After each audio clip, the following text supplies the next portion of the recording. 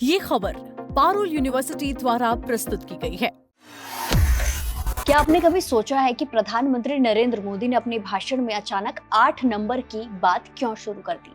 क्या ये सिर्फ एक संयोग था या इसके पीछे छिपा था भारत और इंडोनेशिया की दोस्ती का खास संदेश? और आखिर इंडोनेशिया में 8 नंबर को इतना शुभ क्यों माना जाता है कि पूरा हॉल तालियों से गूंज उठा? प्रधानमंत्री नरेंद्र मोदी इन दिनों इंडोनेशिया के दौरे पर हैं। जकार्ता में भारतीय समुदाय को संबोधित करते हुए उन्होंने अपने भाषण में एक ऐसी बात कही जिसने सभी का ध्यान अपनी ओर खींच लिया। उन्होंने बार बार नंबर 8 का जिक्र किया। पहली नजर में ये सामान्य बात लग सकती है, लेकिन जब उन्होंने इसके पीछे का कारण बताया तो पूरा कार्यक्रम तालियों से गूंज उठा। प्रधानमंत्री नरेंद्र मोदी ने कहा कि भारत ने पिछले साल 26 जनवरी को बहुत उत्साह के साथ अपना गणतंत्र दिवस मनाया था। 26, 2 और 6 को जोड़ने पर 8 आता है और मेरे दोस्त राष्ट्रपति का जन्मदिन 17 तारीख को है। 1 और 7 को जोड़ने पर भी 8 आता है। प्रधानमंत्री ने मुस्कुराते हुए कहा कि शायद यही वजह है कि दोनों देशों के रिश्तों में भी ये खास जुड़ाव दिखाई देता है।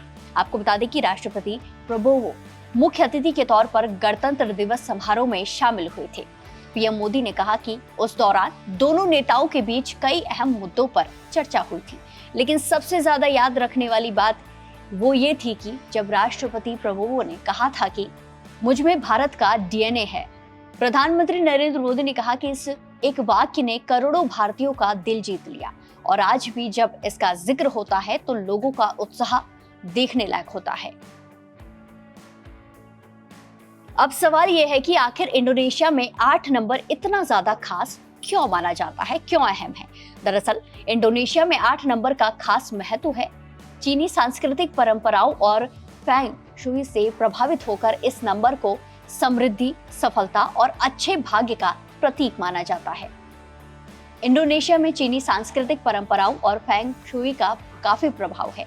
इन मान्यताओं के अनुसार 8 नंबर समृद्धि, सफलता और अच्छे भाग्य का प्रतीक माना जाता है। मंदारिन भाषा में 8 का उच्चारण बा होता है, जिसकी ध्वनि फा शब्द से मिलती जुलती है।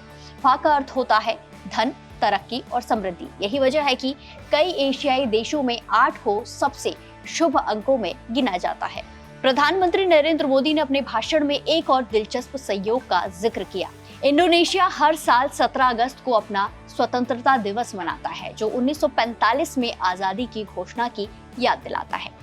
यहाँ भी 1 और 7 को जोड़ने पर 8 बनता है। 17 तारीख को जोड़ने पर 8 आता है, जो इस नंबर के सांस्कृतिक महत्व को और ज्यादा मजबूत करता है। यानी राष्ट्रपति का जन्मदिन, देश का स्वतंत्रता दिवस और भारत का गणतंत्र दिवस तीनों किसी न किसी तरह इस अंक से जुड़ते हुए हैं। इसी प्रतीक के जरिए प्रधानमंत्री नरेंद्र मोदी ने दोनों देशों की दोस्ती और साझेदारी को एक अलग अंदाज में पेश किया। अपने भाषण में प्रधानमंत्री नरेंद्र मोदी ने राष्ट्रपति प्रबोवो को भारत का सच्चा मित्र, दोस्त बताते हुए गर्मजोशी से स्वागत के लिए इंडोनेशिया के लोगों का शुक्रिया अदा किया और दोनों देशों के बीच गहरे सांस्कृतिक संबंधों का जिक्र भी किया। उन्होंने कहा कि भारत और इंडोनेशिया सिर्फ रणनीतिक साझेदार नहीं है, बल्कि सदियों पुराने सांस्कृतिक रिश्तों से भी जुड़े हुए हैं। दोनों देशों के बीच व्यापार, निवेश, इन्वेस्टमेंट, रक्षा, समुद्री सुरक्षा और इसी के साथ सांस्कृतिक सहयोग लगातार मजबूत होता रहा है।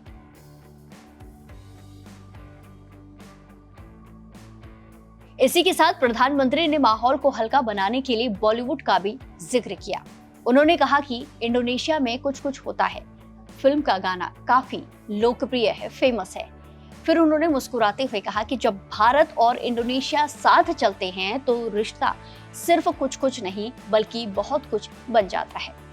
प्रधानमंत्री की इस बात पर पूरा सभागार तालियों से गूंज उठा। इस कार्यक्रम के दौरान प्रधानमंत्री नरेंद्र मोदी ने भारत इंडोनेशिया संबंधों को सांस्कृतिक बताया। कहा कि भारत की अर्थव्यवस्था वैश्विक विकास को आगे बढ़ाने में अहम भूमिका निभा रही है और इस बात पर जोर दिया कि दोनों देशों का विकास का लक्ष्य एक ही है। तो प्रधानमंत्री मोदी का ये पूरा संदेश केवल अंक ज्योतिषी या किसी शुभ संकेत की बात नहीं था। उन्होंने एक ऐसे सांस्कृतिक प्रतीक का इस्तेमाल किया है जिसे इंडोनेशिया के लोग अच्छी तरह समझते हैं। कूटनीति में ऐसे सांस्कृतिक संकेत रिश्तों को और मजबूत बनाने का काम करते हैं। यही वजह है कि उनका ये भाषण सिर्फ राजनीतिक नहीं बल्कि सांस्कृतिक जुड़ाव का भी संदेश बनता नजर आ रहा है। भारत और इंडोनेशिया हिंद प्रशांत क्षेत्र के दो महत्वपूर्ण देश हैं। ऐसे में दोनों देशों के मजबूत संबंध व्यापार, समुद्री सुरक्षा, निवेश और क्षेत्र स्थिरता के लिए भी बेहद अहम माने जाते हैं। तो प्रधानमंत्री मोदी ने 8 नंबर के जरिए सिर्फ एक सहयोग नहीं बल्कि भारत और इंडोनेशिया के रिश्तों को एक सांस्कृतिक और भावनात्मक संदेश देने की कोशिश की है।